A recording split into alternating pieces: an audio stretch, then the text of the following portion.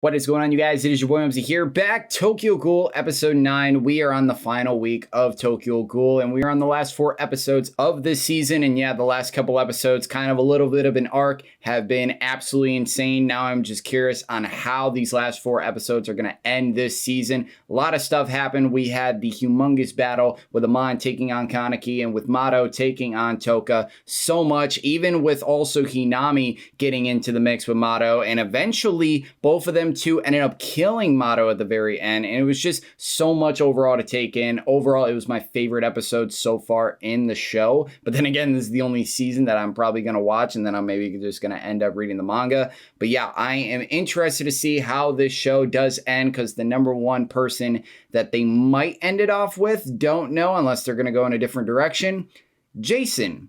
Now, it could go either way with either Jason, maybe he will be brought back in, or if they're going to introduce somebody else, because there are, obviously they said a couple episodes that more different agents will just be like continuing to bring in, or maybe Amon could just take it upon himself to maybe try to finish off the job that Mato kind of maybe started and try to go after Toka and Hinami as well. I don't really know. Amon is a different type of character. He's a more driven kind of character. He's not like absolutely insane like how Mato is, but he's very, very passionate. And yeah, I'm just wondering how he is probably going to factor into this, especially how he was feeling when he found out Mato was killed. And yeah, he is probably not going to waste any kind of time. He is probably just going to go straight after these guys. But I don't really know. We are getting into the last 4 episodes of this show, and I am so excited that we will be starting Tokyo Revengers next week. So I cannot wait. Yeah, my schedule has been very, very busy. I've been literally editing for every single day of this week so far, and it's probably not going to get any easier, as we are just probably a month and a half away from October, and you guys know what the hell I'm talking about, so I'm not even going to talk about it. But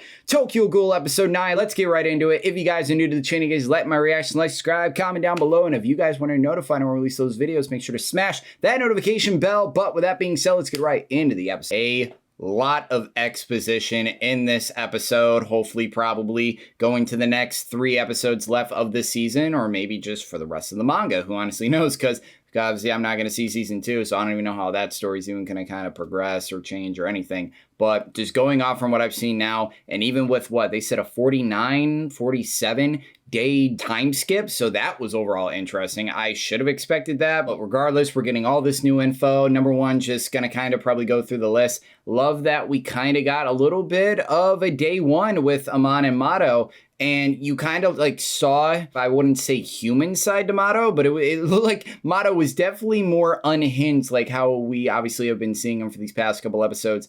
And it was overall really interesting to see that sort of dynamic between these two at first start, where obviously he really built up a trust and respect for Mato and how much he really does kind of mean to him. And saying that overall quote over and over is like he's the reason why. He says that quote because he reminded himself of him. And I really overall love that. It just gives more characterization for Amon, and I'm really excited to see more for the character, especially this newfound task force that he's going to be with in the 11th ward with a bunch of other different people. So I just wonder how that's going to kind of handle. A lot of things really did get kind of introduced into here. Obviously, we still have Jason with that one other dude. Can't remember just visually clothing wise if we've seen him before, because there's been a lot of different characters in here. Maybe you guys could let me know. But yeah, Jason is going to be kicking around. Don't know honestly what is going to happen with him.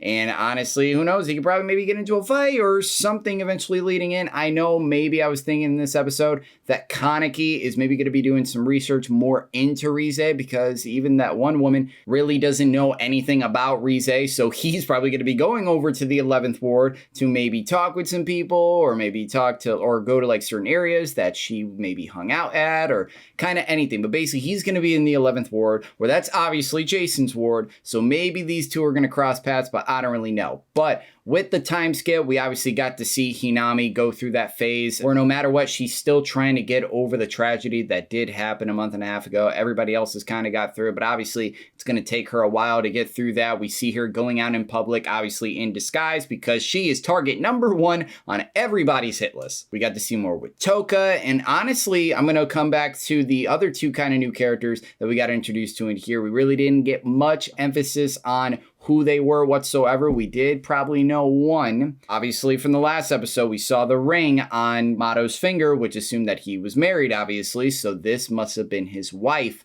going to the gravesite. So wonder if we're going to maybe see more of her, but that was like a nice little subtle hint that that could be his wife, because we got the hint from last episode that he was married.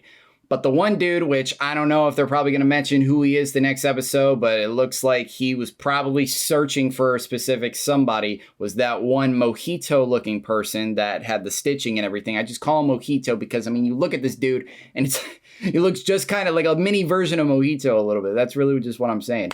But he looks overall cool. Hopefully, maybe he provides a big impact in this story and show. I don't really know.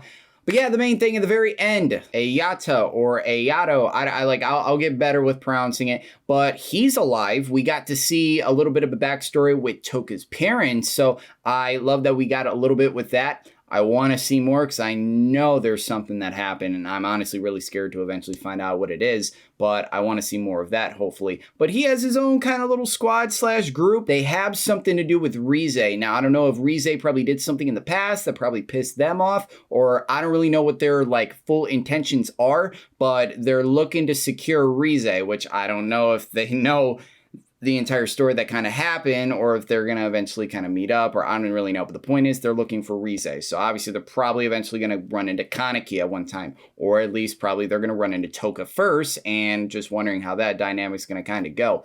But it seems like obviously it's been a long time since these two siblings have met each other, and I'm really curious on how that relationship has maybe kind of changed now, and just honestly how it's going to kind of go. I love that this episode really just provided so many questions for the next couple episodes, and maybe just the future of this story. Because yeah, we are moving on from this arc, and I don't know really what you would call this arc, 11th Ward arc. Still, I don't really know where we're kind of going into, because there's so much that was introduced into here.